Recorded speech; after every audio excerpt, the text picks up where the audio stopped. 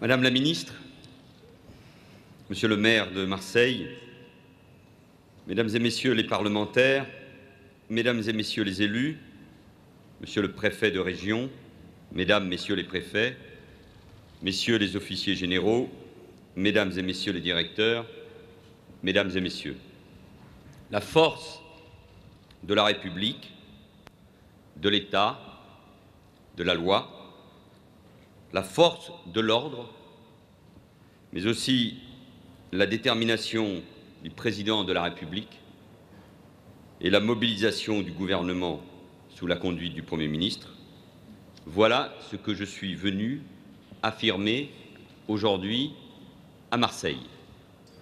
Je le fais avec la garde des Sceaux, Christiane Taubira, elle-même présente à Marseille aujourd'hui. Je le fais à un moment très particulier, celui de l'installation de Jean-Paul Bonnetin dans ses fonctions nouvellement créées de préfet de police de Marseille.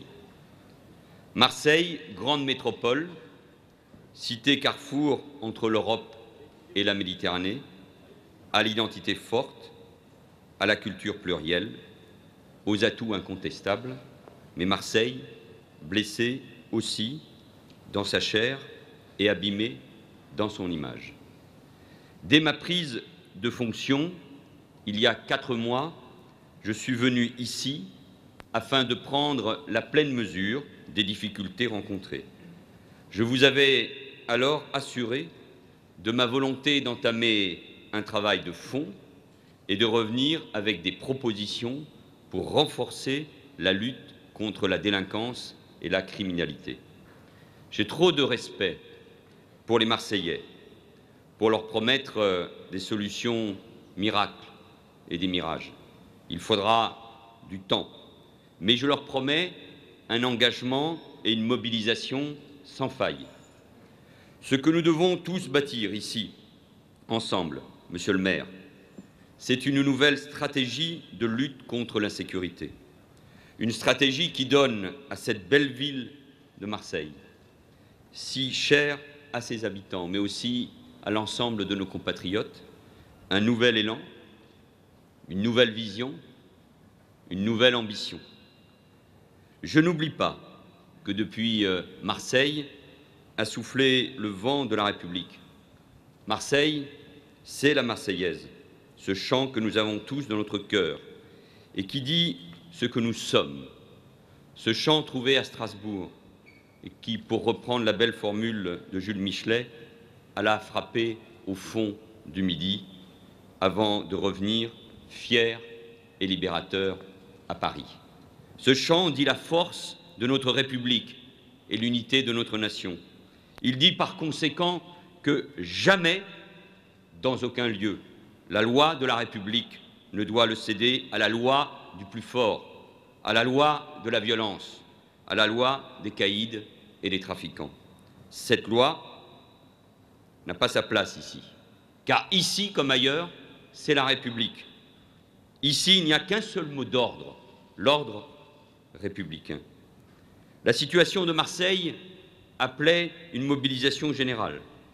Il s'agit en premier lieu de garantir, bien sûr, la sécurité. Plus globalement, il convient d'œuvrer en matière d'éducation, d'urbanisme, d'emploi, de transport. C'est ce que fait le gouvernement sous la conduite du Premier ministre, qui a lui-même pris à bras-le-corps le dossier en venant passer 24 heures ici à Marseille, il y a moins de 2 semaines. C'est ce que conduira le préfet Hugues Parent, accompagné du préfet délégué à l'égalité des chances, Marie Laju, et du nouveau préfet également en charge des grands projets, Laurent Théry. Mais j'insiste, le préalable, c'est la sécurité et la justice. Sans sécurité, sans justice, sans ordre, il n'y a pas de progrès possible. Et garantir cet ordre républicain, c'est votre mission. Depuis 2009, les actes de criminalité violents ont franchi à Marseille un palier. L'expansion rapide d'un banditisme des cités, fondé sur un trafic très structuré de stupéfiants, a favorisé la diffusion des armes et la multiplication des règlements de compte. Cette situation est devenue insupportable pour les Marseillais et intolérable pour notre pays. Il faut donc y mettre un coup d'arrêt.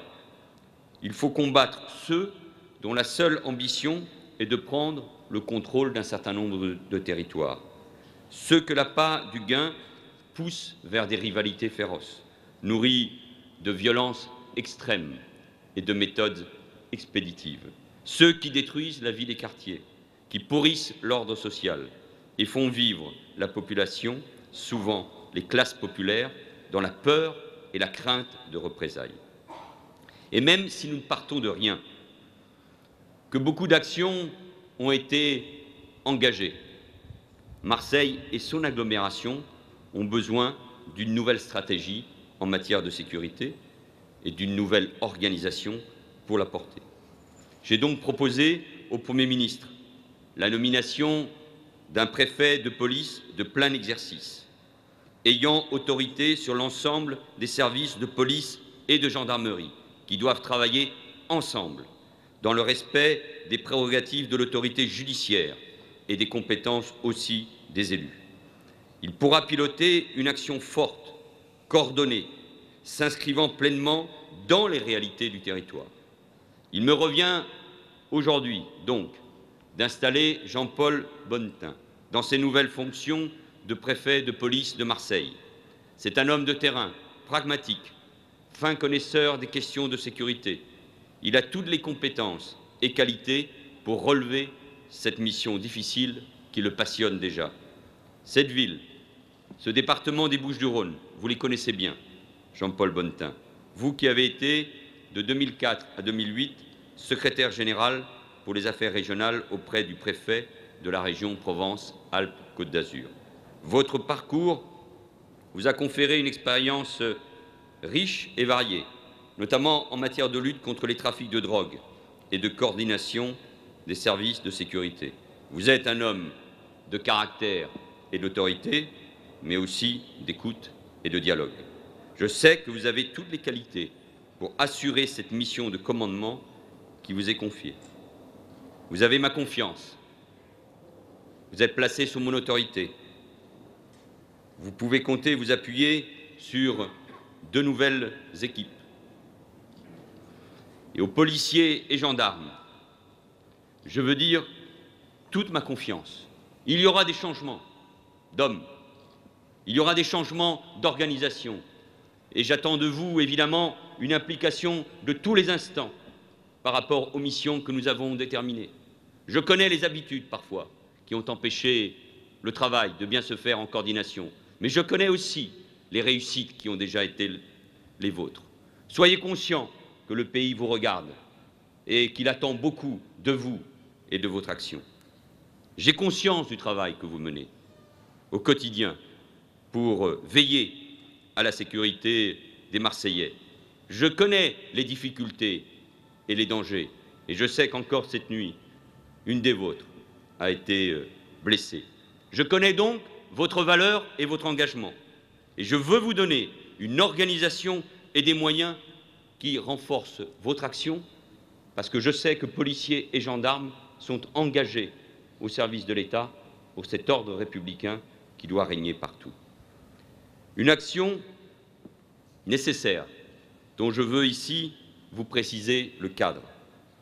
Je vous demande en premier lieu, Monsieur le Préfet de police, de travailler à la mise en place rapide de la zone de sécurité prioritaire qui concerne les quartiers nord de la ville et le secteur de Gardanne. Vous devez le faire en concertation avec les élus et les magistrats. Ils doivent être pleinement associés à cette démarche. Cette complémentarité entre la police, la gendarmerie et la justice est soulignée par la présence ici des autorités judiciaires que je veux saluer. Je serai ce midi avec la garde des Sceaux pour un moment de travail visant un renforcement des liens entre les forces de sécurité et de justice. Elles sont les deux faces d'une même médaille, celle de l'autorité publique que nous incarnons avec Christiane Taubira.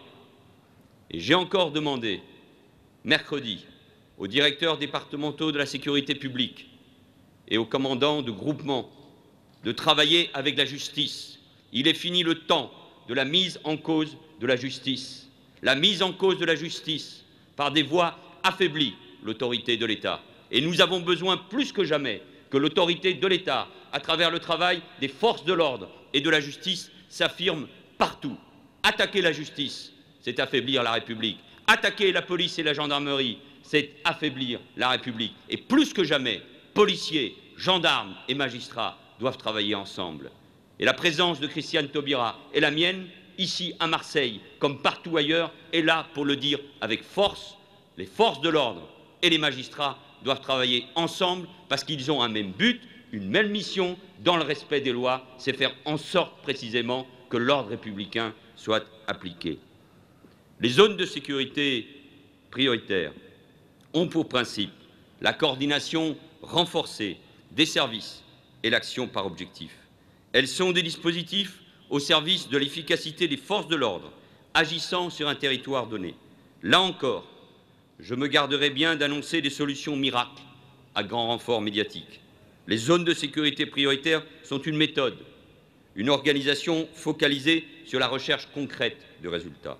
Nous ne résoudrons pas tout en peu de temps, mais en faisant ce choix, nous obtiendrons les résultats que les Marseillais réclament. À ce titre, Monsieur le préfet de police, il vous appartient d'établir des synergies entre l'ensemble des réponses policières, sécurisation, anticriminalité, investigation de proximité, recueil et exploitation judiciaire du renseignement opérationnel. Vos objectifs doivent être ciblés et concrets. Il vous faut avancer immeuble après immeuble, hall d'immeuble après hall d'immeuble, avec constance. C'est ce que les habitants des quartiers attendent de vous. Pour le début de l'année prochaine, en y travaillant d'ores et déjà, une seconde zone de sécurité prioritaire doit être mise en place dans les quartiers sud de la ville. J'ai entendu, Monsieur le maire, votre message. Au préalable, les principaux ajustements organisationnels en sécurité publique et en police judiciaire devront être réalisés. Il faudra également s'appuyer sur les enseignements tirés de l'installation de la zone de sécurité prioritaire dans les quartiers nord. Bien évidemment, aucun effort ne doit être relâché sur l'ensemble du territoire de la ville et de son agglomération. Marseille est la ville-centre d'une métropole et d'un bassin de vie dynamique. La sécurisation des fonctions urbaines du centre-ville, aussi bien des quartiers historiques que des quartiers en cours de renouvellement urbain dans le cadre du projet Euromed, est et doit rester une priorité. Engagée par le préfet Alain Gardère, que je veux saluer pour son engagement, les actions de sécurisation du centre-ville demeureront un axe stratégique fort. Enfin, je veux souligner combien je compte sur l'engagement de tous les élus de la ville comme de la métropole, et notamment en contractualisant avec la ville de Marseille le soutien financier de l'État que nous poursuivrons au plan de vidéoprotection de la ville en définissant un plan et un calendrier de déploiement dans les autres quartiers et plus particulièrement dans les zones de sécurité prioritaires, en mettant en œuvre des protocoles de coopération opérationnelle pour mieux répartir la présence et l'intervention sur la voie publique de la police nationale et de la police municipale. Et je veux saluer les efforts engagés par la ville de Marseille. Et je viendrai de nouveau au mois de décembre pour l'inauguration du centre de supervision. La révision des méthodes de travail et d'organisation doit donc constituer, Monsieur le préfet de police, le second axe de votre action. À ce titre, l'action de la police judiciaire doit être davantage ancrée dans les cités. Le démantèlement des trafics de drogue en amont est un préalable. Cependant, il m'apparaît indispensable de constituer des équipes communes composée d'enquêteurs de la sécurité publique et de la police judiciaire, pour renforcer la lutte contre les trafics, là où ils sévissent, c'est-à-dire au cœur des quartiers. Je vous demande, Monsieur le préfet de police, d'y veiller tout particulièrement. Dans cette logique, la police judiciaire disposera d'un renfort de 25 policiers. La captation des avoirs criminels constitue un deuxième levier fondamental dans la répression des trafics. Toutefois, le groupe d'intervention régionale de la région PACA étend son action sur un périmètre large composé de 6 départements. Le renforcement des capacités de lutte contre l'économie souterraine marseillaise nécessite donc la création d'une équipe dédiée. Elle sera complétée par 5 policiers et par des fonctionnaires de l'administration fiscale. En matière de sécurité publique, je vous demande de trouver les voies en termes d'organisation permettant un renforcement de la présence des forces de l'ordre sur la voie publique. Je sais que vous pouvez compter sur le nouveau directeur départemental de la sécurité publique, que je salue et dont je connais aussi les qualités d'engagement.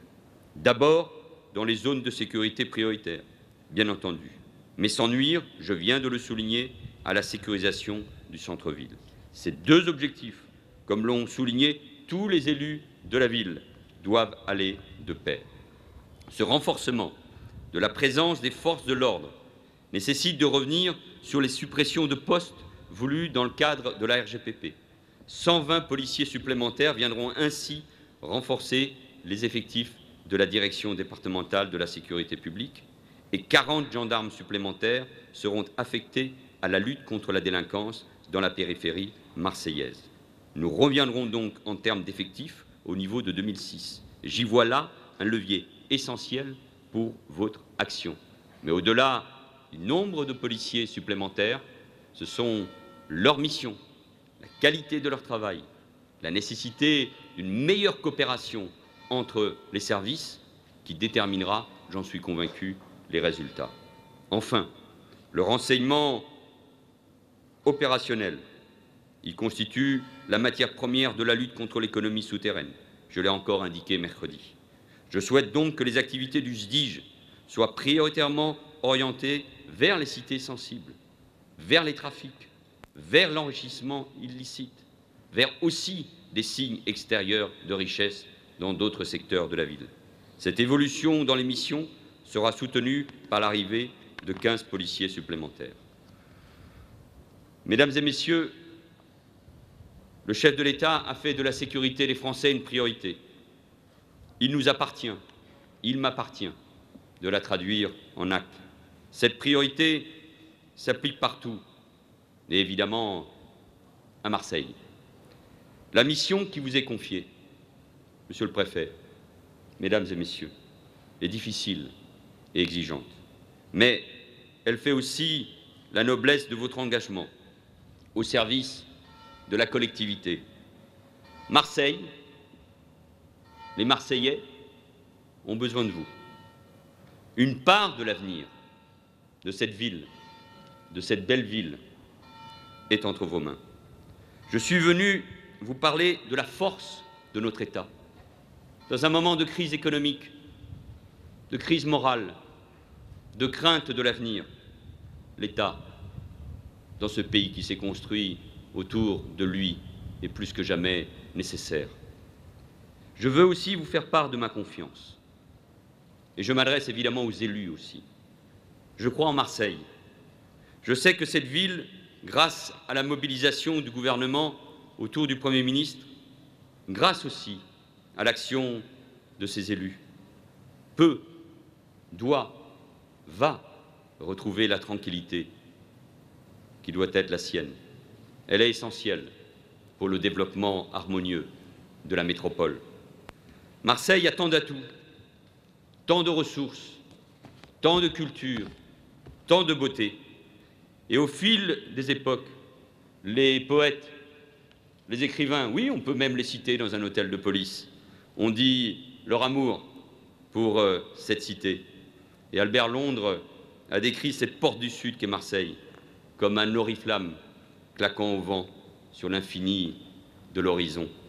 Et à cet oriflamme, Je veux, et nous voulons tous, ajouter la force pleine et entière de notre drapeau. C'est votre devoir, c'est votre mission. Je compte sur vous.